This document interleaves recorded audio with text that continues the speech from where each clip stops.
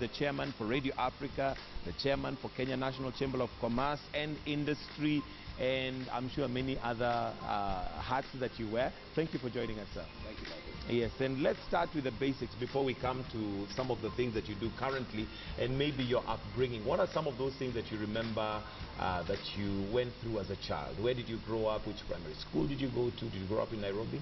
Okay, I was born in Kericho in 1965. My father and mother were working in Kericho, so I went to started off my primary school in Kericho. I moved to Nairobi in 1971, and I attended Lavington Primary School.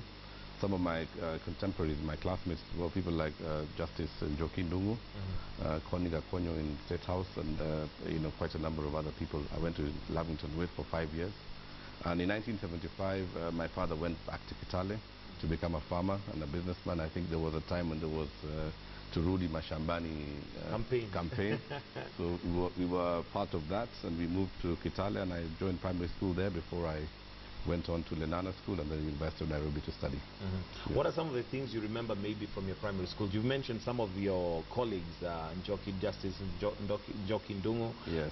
Koni Konyo, and what do you remember from your primary school days? What I remember from my primary school days is, especially the move, when we moved from urban school in Nairobi to Kitale, the culture shock. I mean, it was very, very different. I mean, in Nairobi things were much faster, and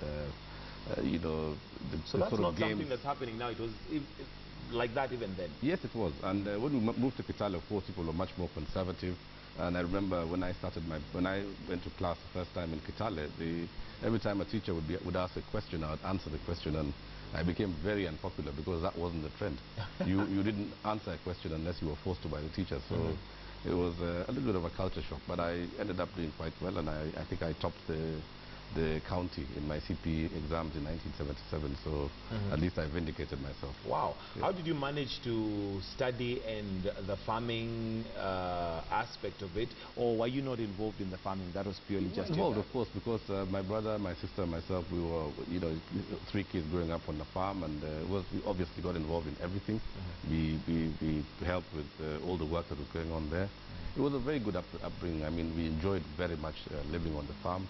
Because there were cows, there were goats, there was crops to tend to, and it was very, very good. I think it was.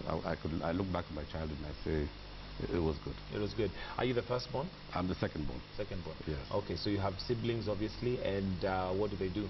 My elder brother is a colonel in the army. He's been a career soldier. He joined the army in 1985, straight after school, and he's now a colonel in the army. And my younger sister is a lawyer. Okay. Yes. Now, when you look at our younger generation today, as compared to, you've mentioned that you're involved in the farming, and I'm sure you had chores that you had to do as you were growing up, despite the fact that you're in school.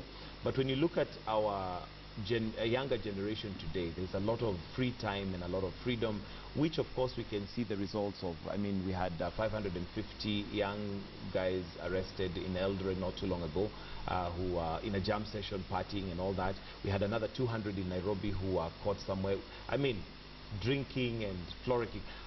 What difference did it make for you, how you were brought up then and their bringing today?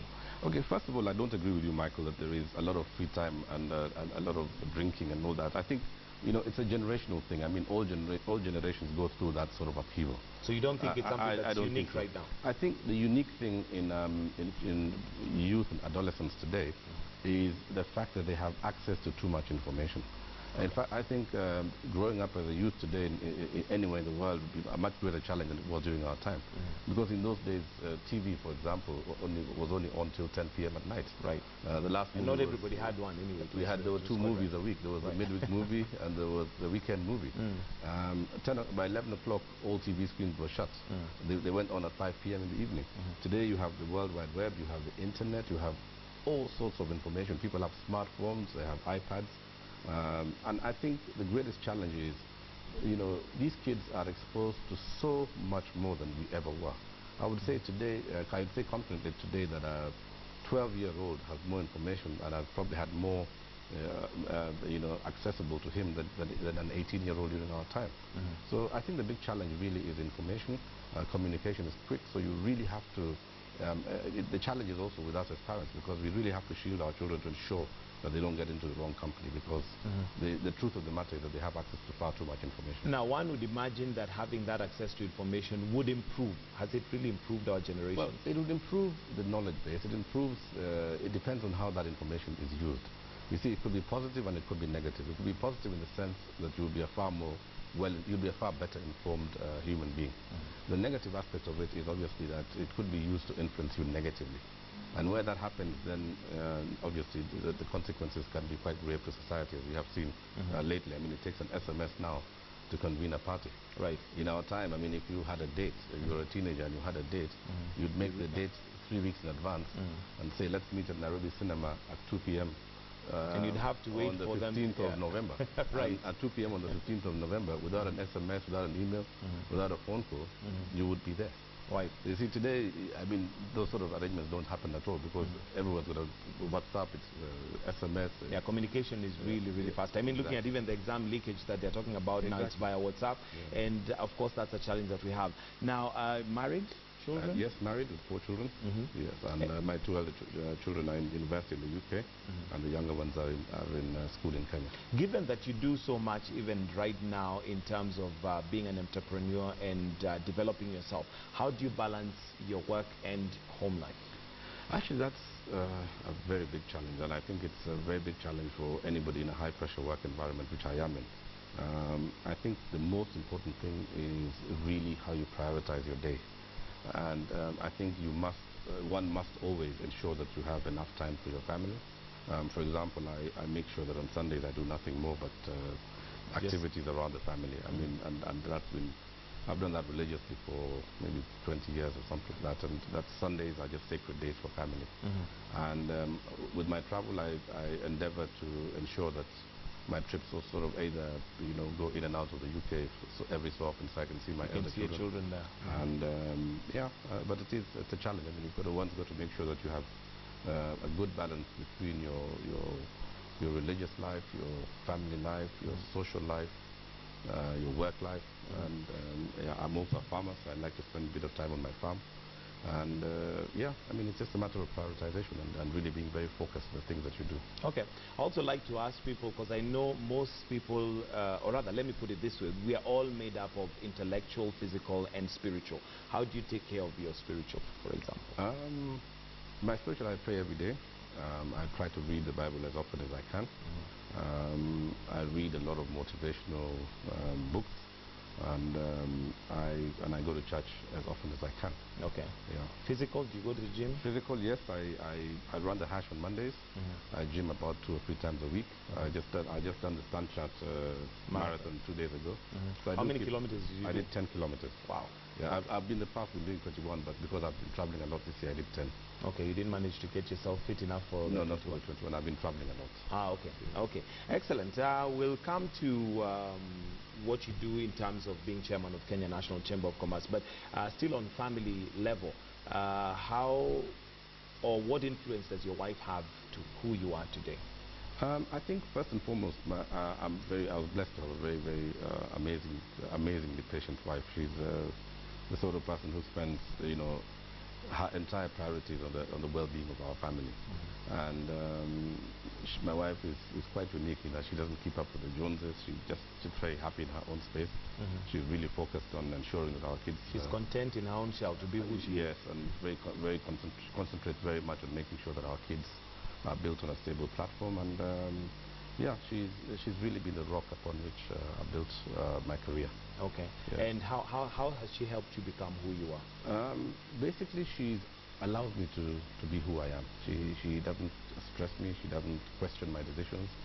She just allows me to do what I do. It encourages me on in everything that I do. So, and she's also involved in our business. She's a director at Capital Real Time.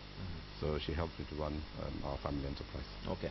Now, I do know that your mom was in charge of, what's it called, Maendeleo for a while. Yes. And did that ever make you think maybe you'd want to go into politics? My mother has had a very good career in public service. She started off as a councillor. She went on to become the chair lady of the Agricultural Society in Kitale. She rose quite high in the Agricultural Society, and she is still today a life governor.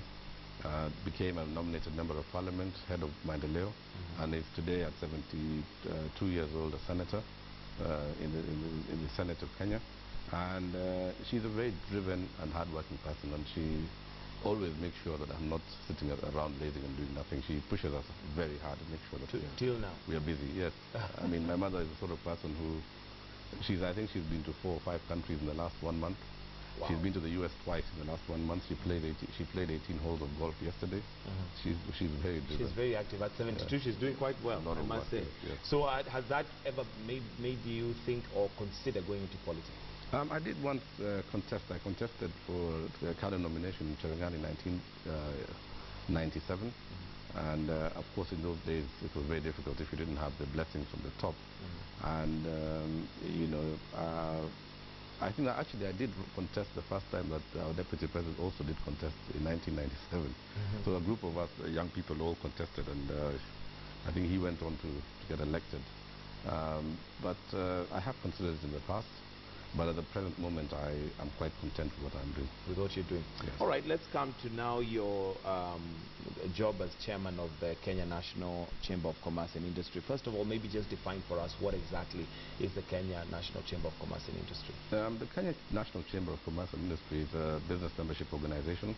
It is part of the global chamber movement, which is present in 177 countries in all 5 continents. Basically, the chamber represents the interests of the business communities wherever it is. And if I was to narrow it down to just 2 tasks the chamber is mandated to do, one would be advocacy and the other networking. We are the platform within which business-to-business contacts take place. We are also mandated with playing an advocacy role in the business-to-government relationship.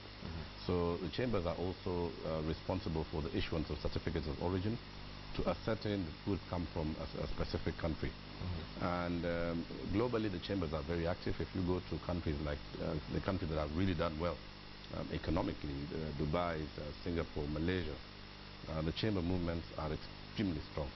And I'm making a case. In fact, this morning I am meeting with the Cabinet Secretary for Industrialization, and we're making a case for Kenya to say that really as a country, let's strengthen our chamber, because I mean it's been proven in other countries that have a good partnership between governments and chambers, that it's always good for the economic environment. Where the chamber has a strong voice, where it can intervene on behalf of business, you will find that in that country chambers, the economy thrives. Yes. Okay, we're not doing very well as an economy right now, but we'll come to that. But looking at one of the things that has been said is that businessmen in Kenya are very active, they're very hardworking, they're very creative in terms of having businesses thrive, and they want to work, they work hard. However, our political situation sometimes lets us down. Is there anything that the chambers can do to ensure that our political side does not let us down in that regard? The first thing is chambers are apolitical. We're not a political organization. We are a business membership organization. What it is that we can do is just to ensure that we have an environment where business can thrive, to ensure that our macroeconomic policies as a country are sound, to ensure that the climate of doing business is good, to ensure that we have in place interventions to enable the small and medium-sized enterprises, which are the bedrock of the economy, to be able to do business. For example, I have just done an article, and it will be published anytime this week, on the impact of the high interest rates on the small businesses. If we have interest rates of 25, 27% prevailing in our markets, there is absolutely no way that our SME sector, which controls almost 80% of employment, will be able to operate, because the cost of money will be too high. Right. There is no business that you can operate in Kenya and make a profit to pay 27% interest. So that is the intervention of the chamber. In terms of our political dispensation and our political climate, we are certainly faced as a country with challenges arising from our new constitution. I think our constitution was very forward-thinking. It was a very liberal constitution. It created multiple layers of governance. Perhaps it can be argued that the cost of running those multiple layers is far too high for a small economy such as ours. But I do believe that the greatest thing that has happened to Kenya is devolution. To be able to allow people to determine, their direction at the county level is a great thing. And we've seen today, I drive around the counties. I've been to 6 counties in the last 3 weeks. You see activity, economic activity that you could not have imagined in the past. And it's good that those decisions are being taken at the county level. They can determine how competitive they want to be at that level. Challenges, yes, there are challenges, teething problems of devolution, but I think it's really a matter of, is the glass half full or is it half empty? And my take really would be that, we are politically, we could do better from a governance perspective. We could support institutions of governance a lot better. But really the role of business is to ensure that the forces of demand and supply are working to the benefit of all of us. Okay. Now, one of the things I know we have as a country that is a challenge is good corporate governance and ethics and running businesses, above board, which has been a challenge. How does the chamber come in to help in that? Because that could be one of the factors that discourage foreign investors to even come in or even stop them. It curtails them. Okay, we are as a chamber, we have certain, one of the things that we are doing right now is as part of the process of our renewal of membership, we are getting all our members to sign an ethical charter. We will be passing that in our next National Governing Council, and in the year 2016 all our members will have to sign an ethical charter to ascribe to a certain code of ethical practice.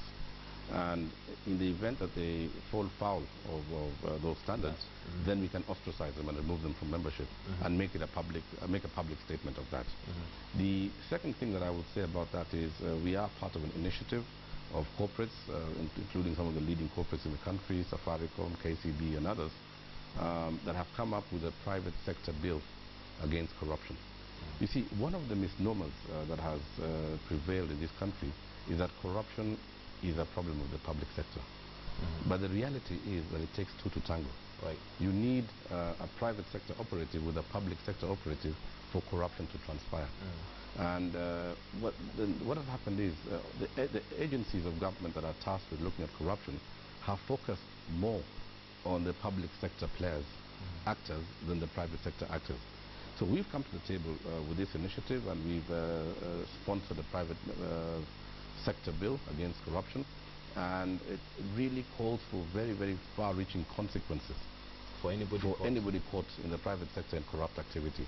It'll be similar to what's happening in the United States, the United Kingdom, where we benchmark, where if you are caught, and if a corporate is caught engaging in corrupt practices, the consequences are such that you... What are some of the consequences? Because one would say that within a system that is corrupt, what makes it even more corrupt is when you have such consequences, but you can pay your way out of them. Well, I mean, I think the first step would be to describe the consequences, to define the consequences. Right. Enforcement then becomes the responsibility of government.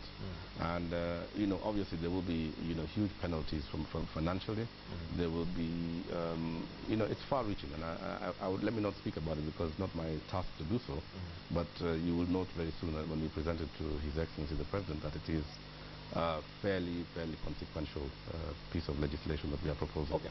Another area that lacks within the business sector in Kenya is probably mentorship and good corporate governance that SMEs and those who are aspiring to become businessmen can look up to. Is there anything that the chamber can do to bridge that gap and ensure that we have role models that we can look up to? I fully agree with you. I think, we are sort of caught up in a rat race environment where people feel like they shouldn't invest time on mentoring. Given the challenge that I mentioned earlier of too much information in the hands of our youth, never before has mentorship become more important than it is today.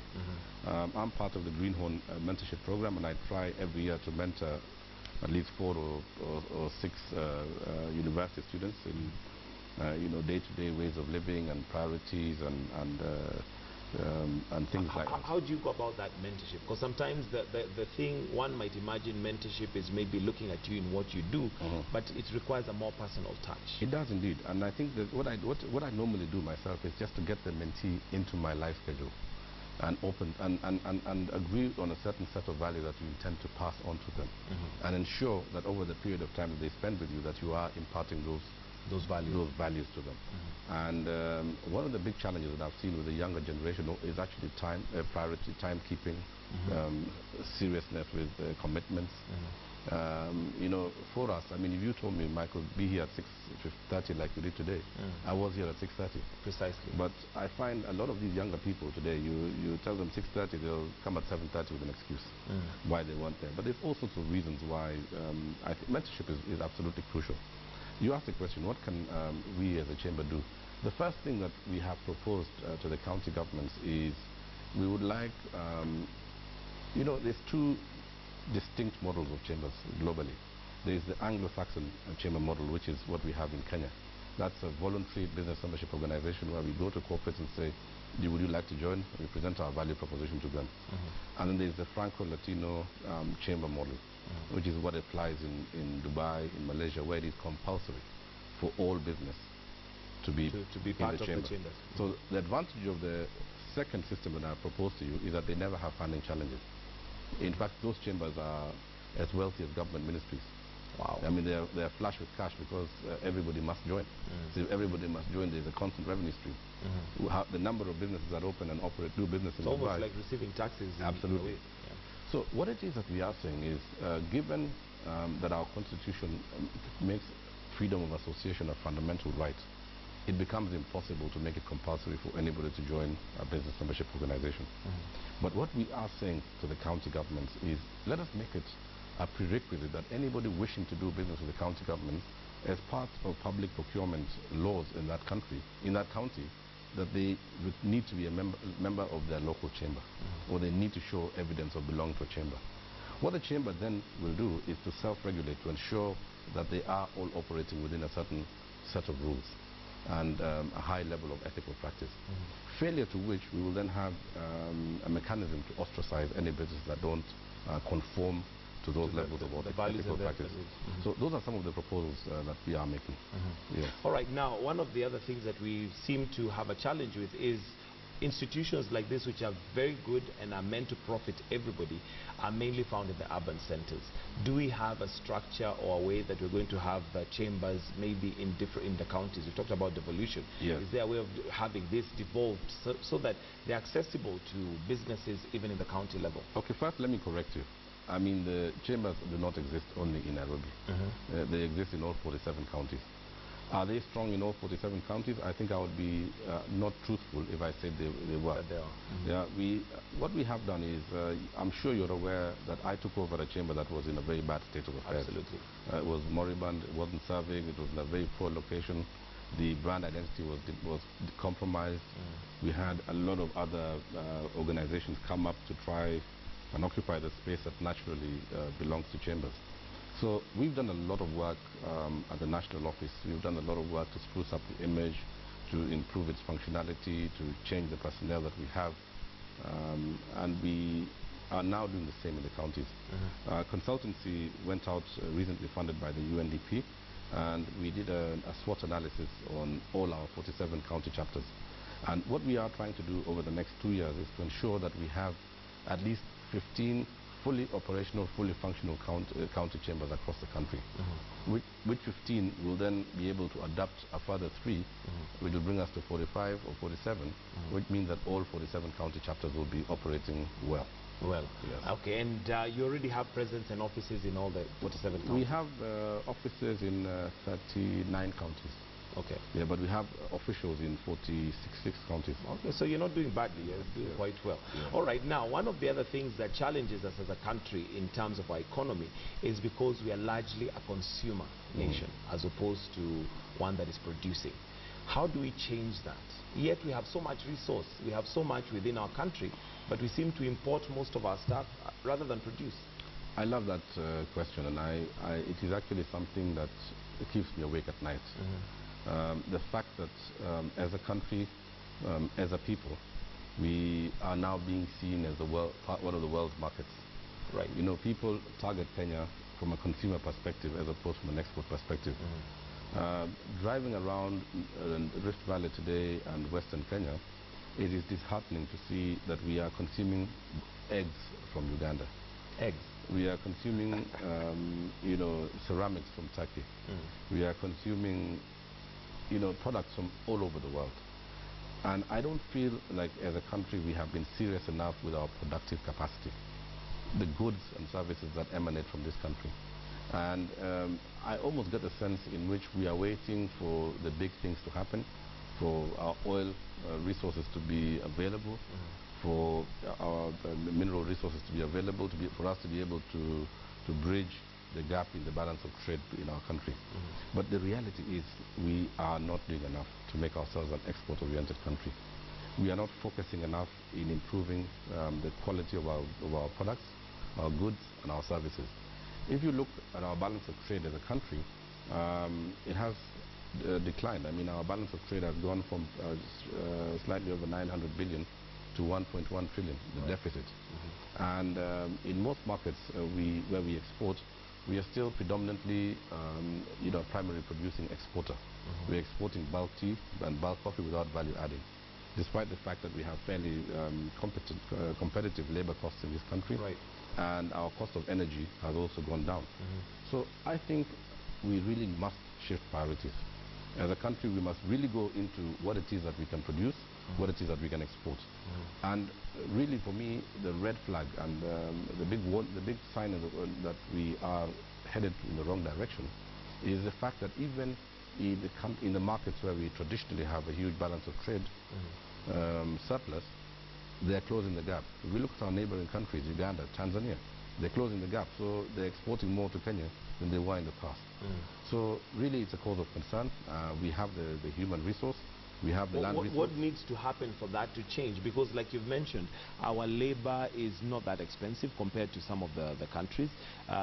We maybe have not gone up the scale in terms of technology, but that's something that could be done to bridge the gap.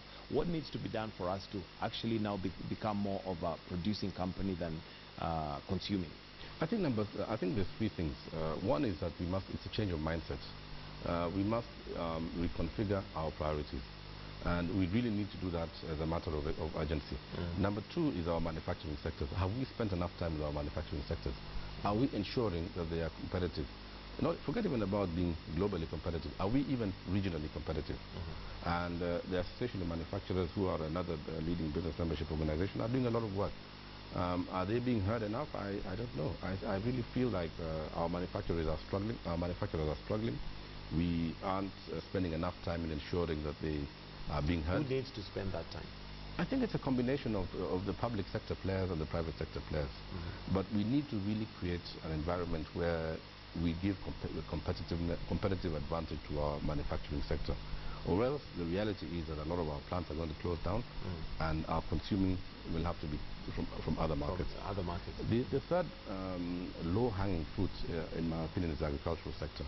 And I think as a country we are still predominantly an agricultural producing country, and a lot of opportunity lies in ensuring that the value chains in agriculture are spruced up to ensure that they are now exporting more finished products ready to be consumed in the supermarkets across the world, as opposed to exporting bulk tea and bulk coffee like we do. Actually, it's sad that some of the products we actually export them for them to be processed, then we re-import them. That is true. Which is quite, why would we even do that? I mean, that's really not fair on the farmer. Yeah. Coming to my next thing, and that is the fact that you'll find, for instance, let's talk about flowers. The flower industry is huge out there. We export a lot of flowers, but you'll find the gap between the person who's actually selling the flowers abroad and the farmer is huge. How do we bridge that gap so that the benefit is not just on the person receiving, but also the farmer who is doing the work, or even coffee and tea? I think the same applies to coffee and the same applies to tea. I mean, if you did the multiple between what the farmer is getting for his coffee and the cup coffee in a supermarket, in a coffee shop in New York, I mean, the multiple is, I think in coffee it was 12 or something like that. So I really feel like we must create greater industrial capacity. And I'm glad to note that the Ministry of Industrialization has come up with an industrial master plan. We will be having a meeting with them today, and we want to really interrogate some of the aspects of that industrial master plan. But we want, as a country, to emphasize on our capabilities, our export capabilities, on improving our agricultural output, on just creating an environment where we are trading more and exporting more, as opposed to just being the world's market, like I said earlier on. Okay. Now, I know now that you're talking about products, there was one of the issues that came up when there was this infamous sugar deal that was reached by, you know, and I know you are part of the team that traveled with the president, and maybe you can clear the air for us in terms of, do we get cheaper sugar from Uganda? Are we getting cheaper sugar from Uganda, and why is that, if that is the case? Okay, first of all, I think it is not the issue of whether we are getting cheaper sugar or more expensive sugar. We belong to a customs union of East Africa, where one of the fundamental aspects of a customs union is the free movement of goods and services. The laws of demand and supply operate, and traders are allowed to move their goods and their services across these markets. The issue to me for Uganda and Kenya is that, yes, we have a protocol that has been signed, and as a consequence, therefore, we don't have any business imposing non-tariff barriers like stopping trucks with Ugandan sugar in the borders simply because it's Ugandan sugar. The issue that I think just needs to be tightened is to ensure that the origin of this sugar is really East African. Is East African, not from Brazil? Yes. Or... I mean, you see, the borders that we have in this region are fairly porous. And there has been a concern in the sugar industry that some of the commodity, the sugar commodity that's been coming in from some of our neighboring countries does not necessarily originate from those markets. So if that is the case, then really we must tighten certificates of origination. We in the Chamber of Commerce issue certificates of origin, and I think it is part of our responsibility also to ensure that as we issue these certificates, we can ascertain 100% that the goods originate from this market. And similarly, any commodity or any sugar that comes in, we must be 100% sure that it is from our neighbors. And if it is from our neighbors, I would say, fine, well and good. We belong to the customs union, we signed down to that. Since 2010, we've been, as business membership organizations, we've been advocating for the removal of non-tariff barriers. Our aspiration is to see that we have a free movement of goods, labor and services. How does that improve our business when we have that free movement of goods? Because maybe as Kenyans we need to understand, how does that affect us positively or negatively? Okay, first and foremost, you become a bigger market. I mean, the 5 countries of East Africa have a population of just under 140 million people. Right. So as a country, we have a competitive advantage because we have a freshwater port, a deep port, sorry. We have large investment in infrastructure taking place. There's a standard gauge rail, so it will improve capability for logistics. As a country, I think we also have a competitive advantage in the sense that we have a fairly well-skilled labor force. The financial services sector in Kenya are obviously at a more advanced level than they are in the rest of the 4 countries of East Africa. So for me, I would embrace the idea of the customs union. It allows for more movement of goods and services. Now, the interesting thing, Michael, is that we've even gone a step further and signed on to the tripartite that brings together the COMESA, the South African Development, SADC, Southern African Development Community, and the Eastern African Community. So that tripartite has been signed that will now even create a bigger market across this part of Africa. 10 of the fastest growing countries in the world are in Africa. It's a time, I mean, the population is predominantly young. Huge opportunities abound. The question is, as a country, what are we doing to ensure that we actualize those opportunities? What are we doing to make sure that if we are at a fairly competitive position today, that we maintain that competitive position? So for me, really, I think what it means is that if you have a business in Kenya, then nothing stops you from going to Tanzania to open another business of a similar nature. Company registration will be very easy and straightforward. You won't need a work permit to operate in any of these countries. You will not be going through stringent border controls. And if you look at the EU, for argument's sake, I mean, the EU, after becoming a customs union, has had significant increase in the intra-European trade. Today, the EU trades 63% within itself. And that's significant. That's I mean, in the intra-Africa trade percentage is about 10 to 12. It's still fairly, this is information that politicians will never tell us. And now coming back to Kenya and our current situation in terms of our economy, We've heard from different areas that we're doing really badly in terms of the economy. First of all, I'd like to hear what your comment is on our current status. And we've also heard that, you know, it's literally almost unreversible. Okay, I think I have had the privilege of sitting in two briefings that have been done by our National Treasury. And first thing I want to say is I am persuaded and I'm convinced that there is a plan. They're working on a plan that will correct some of the macroeconomic challenges that we are facing. The second thing that I want to say is it is also part of a global phenomenon. The strengthening of the dollar has seen challenges across most soft currency jurisdictions which Kenya belongs to. And it's not just, if you go to we've lost, for example, our dollar to shilling loss over the last year is about 12%. That's huge. I wouldn't, you wouldn't need to go far to find countries that have lost 20, 25%. So we are faced with significant challenges, and I think, to me, what we really want, I think a huge part of the problem is that there seems to be a crisis of confidence. We need to work on communication to improve confidence. Because confidence in the institutions confidence in the fact that government is doing something about the situation. Confidence I mean, we need to see government communicate strongly, firmly and unequivocally about the plan that is there. And we also, as people, need to give them a chance to execute that plan. I think we are rushing to judgments too quickly. And I think, you know, standing on the rooftops to say that you know, we are doing badly. You see, markets are driven by sentiment. So if we as Kenyans start to say that our economy is finished, then what business will foreign investors have in coming to Kenya to do business? They would not have any confidence. Exactly. So what we are having now is really the upheaval in the global economic system is also driven by economic factors, you know, globally.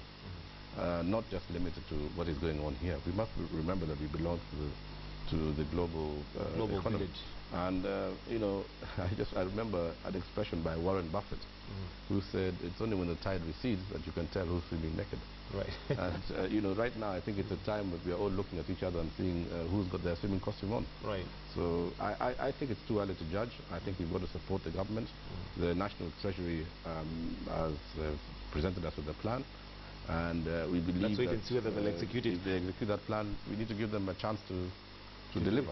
Okay, now you've rightly said that when we stand on the rooftops and, you know, sort of make things or make comments that would injure the confidence of the people or even foreign investors, that of course works negatively towards our economy. Why don't we have a strong voice from the chambers that would come out and actually set the record straight and say this is exactly where we are? Because really, when we leave it to the politicians, they have their own way of doing things and their own way that they want to get their whatever mileage they want to get in whatever direction. Why don't we have the chambers come out and say, look, Kenyans, this is the way things are? We are starting to do that. In fact, we have a series of town hall meetings. On the 5th, we are going to be addressing the Turkana Investment Conference next week in Lodwar. We will also have a town hall meeting in Kisumu next week where we will actually be telling the same, passing on exactly the same message. But whilst that is going on, of course, we also have in our chamber, you know, trade experts. We've got market experts. We've also got within our membership people who are very well versed with macroeconomics, so who are giving us their own analysis. But for sure, we are stepping up our communication, and we think we need to give the government a chance to deliver, or rather to implement its turnaround strategy. Okay. Yeah. Now, one of the other challenges that we have as a country, like you mentioned earlier, is the workforce, especially the younger generation, because of the work culture and just the way of doing things. Is there a way of bridging that gap to ensure that we, because you are mentoring 5, but we have such a huge workforce. How do we influence the younger generation to step up?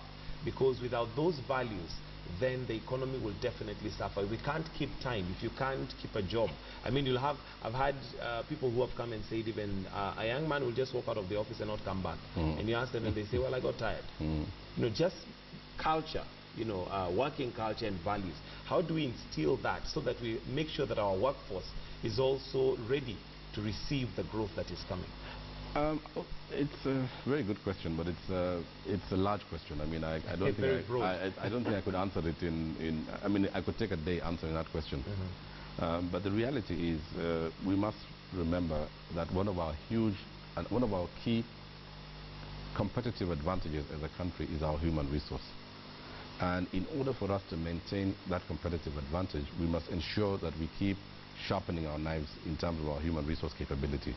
We must make sure that our young people are able to deliver, that they have the right values, that they have the right principles, and above all, that they have the right education that is attuned to the opportunities that prevail in this market. Now, is that the case? I think the greatest challenge that we have today is that we are producing a lot of graduates with the humanities, with qualifications in the humanities. Right.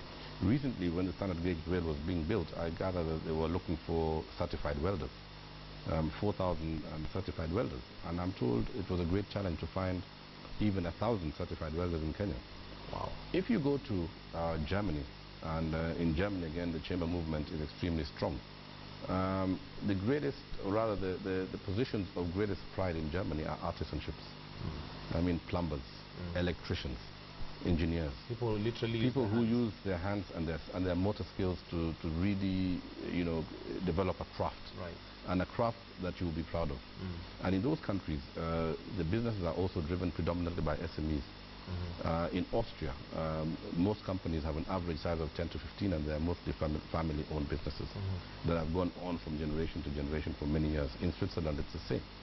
So we must really make sure that we start to look at our education system. Are we bringing out the kind of people that we need in this country at this point of time in our history? Do we have enough engineers? Do we have enough plumbers? Do we have enough bridge makers? I mean, if you go across the country today and see even the bridge making skills that we have, it is atrocious. I mean, we don't have. There's too few people who can build a good quality bridge, even an ornamental bridge in a compound. I mean, I commissioned somebody recently to do one for me in a home of mine in the countryside, and it was just atrocious what they did. To see what they do. And it's not that we don't have the manpower or the skill or the intelligence. It's just that we've not invested in it. I think we place too much of a premium on the white-collar job. And we forgot that it is possible to have a blue-collar job and be proud of it. And it contributes to the total, sum total of our economic activity. We need people to take pride in their blue-collar jobs. We need to have people who can work in factories, who can work on assembly lines, who can do plumbing, who can do electrical work, who can, you know, we need all sorts of skills brought to the table. Here we've just, you know, produced too many people with BA degrees, law degrees, and too many degrees in the humanities. And then we end up... And there's insufficient opportunities for them, so they get frustrated and... Yeah. Okay. I know you're also an entrepreneur, and you're also the chairman for Radio Africa. Yes. And of course, media has had quite turbulent time with some of the laws that were almost introduced. I'd like to hear your comments on that. I think firstly, we need to recognize the fact that media played a very, very big role in this country. Media was largely responsible for the first liberation. People like President Jomo Kenyatta, the founding father, was a media person himself. He had a publication dating back to the 30s, to the 40s. Media played a very big role in the second liberation that ushered in, you know, the repeal of Section 2A that made Kenya a multi-party democracy. Media played a very big role in bringing an end to the lengthy Kanu rule in 2002. And media today plays a very big role in also highlighting the challenges that our society is facing. So what am I saying? I'm saying that it is important for us to ensure that we maintain media freedom in Kenya. I'm also saying that as media, we need to ensure that the freedom that has been guaranteed to us through the Constitution of 2010 must be matched by responsibility. Right. And we have seen instances in the last 5 or 6 years that are of concern, where the media has not acted responsibly. But by not acting responsibly, I think is no excuse. And I repeat, is no excuse for our parliament to take the line that it is taking. I, in fact, want to say today that one of the biggest problems we have in this country is the sort of angle or the sort of direction that our legislative arm parliament is taking. Across the board, you will see the sort of decisions that they are taking. We are, I mean, if they saw the light of day, I wonder what sort of nation we would be. And my message to them really would be, that we need to perhaps even have a national day where we all go through what the Constitution provides, what was the thinking behind it, and what are we doing to ensure that we are living and abiding by what the Constitution provided. A lot of people have forgotten. It's 5 short years, but people seem to have completely forgotten what the Constitution wanted. In that regard. All right, now in terms of media, we've now gone digital, and it has opened up the landscape hugely for, you know, diversity and people to actually now invest in media and have all sorts of things. Do you see that as well, it is an advantage, but how do we tap into that advantage and ensure that we match the growth with content and with stuff that is reasonable on air, not just filling time? I think every era comes up with new opportunities, and we are in the new era where content will be king, and basically the old paradigms are going to be shifting. We've seen that print is on the decline. In fact, there's a prediction that print will come to a complete end by the year 2037. There's a promulgation of new media platforms through mobile phones, through computer, and it presents a lot of opportunities, both for existing players as well as for new entrants. We've seen the advent of digital TV take the number of available channels from 1 in the 70s to maybe 100. I mean, we don't know how many channels are being launched today. But I see it as a huge opportunity for us. It's a huge opportunity for our youth. There's an opportunity also for really developing niche content for niche markets. I mean, there are people who will only want information, say financial market information. So they have no interest in sport or in social information, social content. So I think there's a huge opportunity ahead, and I look at it positively. In Radio Africa, of course, a lot is being done to make sure that we are at the cutting edge. I'm proud of being associated with that company as a founder chairman, and I think it's been 15 great years. We have a great CEO, and the company is really moving from strength to strength. Okay, what has been your secret? Who as an individual? As a company. I'll come to you as an individual. I would say Radio Africa as a company has done very well because of the fact that we've been able to identify good talent, and we've been able to recruit them, and above all, we've been able to retain them.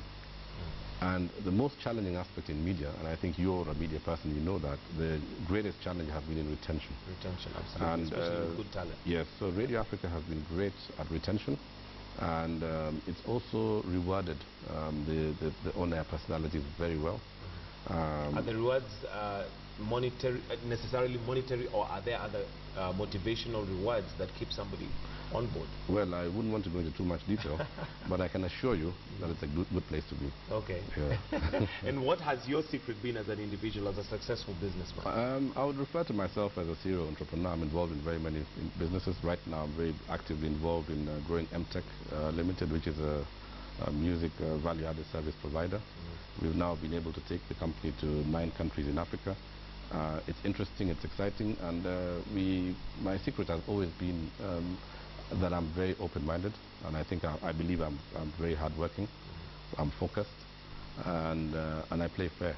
So I think it's kept me, going, and it's ensured that our businesses are really making a difference where they are. One area we don't normally talk about a lot is failure. Yes. Are there areas in your life that you have failed? Absolutely. Yes, I was a horticultural exporter. Our company went bankrupt. I ended up, my office was auctioned. I lost a lot of friends. I had bank debts. I had to redeem bank debt over a period of time. And it taught me that failure is the flip side of the coin of success. And in fact, I do give motivational talks 4 or 5 times every year. And one of the topics that I always concentrate on is failure and how one takes it. I mean, when you fail, you really get to know who your friends are. Right. I mean, it's like a ship that's about to sink. people who you thought were your friends will be jumping off that ship like you cannot believe. Like you cannot believe. So for me, failure is always a good. It's a flip side of the coin of success. How does one deal with failure? Because you find majority of the people that fail, there are those who maximize on that failure and learn from it. There are others who literally now just go. It's a downward spiral. I think it's really about getting your groove back again, and just making sure that during that moment of failure that you are infusing yourself with enough positive thoughts and ideas to be able to put you back on the upward spiral. I remember when during that time that I was going through those challenges, I read a book by Tiny Rowland, and it was called The Rebel Tycoon. And you know, one of the things that resonates in my mind during that moment was that he had in Zimbabwe created over 100 companies. And in his book, he said, I think over 60 of his companies had gone bankrupt. Right. And he said it didn't bother him at all. In fact, all he did was to focus on the business that was successful. So you see, business is enterprise. And enterprise it could go either way. It could be good or it could be bad. Okay. But as we wind up, there are those who maybe have been running businesses, and one of the things that becomes very difficult is to shut down because you feel this is a failure. So you keep trying to push it, but maybe it's not working. What would you say to them? I mean, I would say if it's not working, then pull the plug. There will be another boat waiting for you to take you to a better place. Yeah. Okay. And closing comments on somebody who may be an aspiring entrepreneur, but of course faces the usual challenges. There's capital, there's trying the idea. How would you encourage them to actually follow up their dream? I would say first and foremost that the two fundamental principles to success in business is planning well and executing. Nothing replaces hard work. And if you plan well, identify the opportunity and execute well. And the other thing that I would like to say is we must get rid of wasteful culture. I find both in the public sector and in the private sector in this part of the world, we have a very high level of wasteful culture. Strong economies are built on the culture of savings.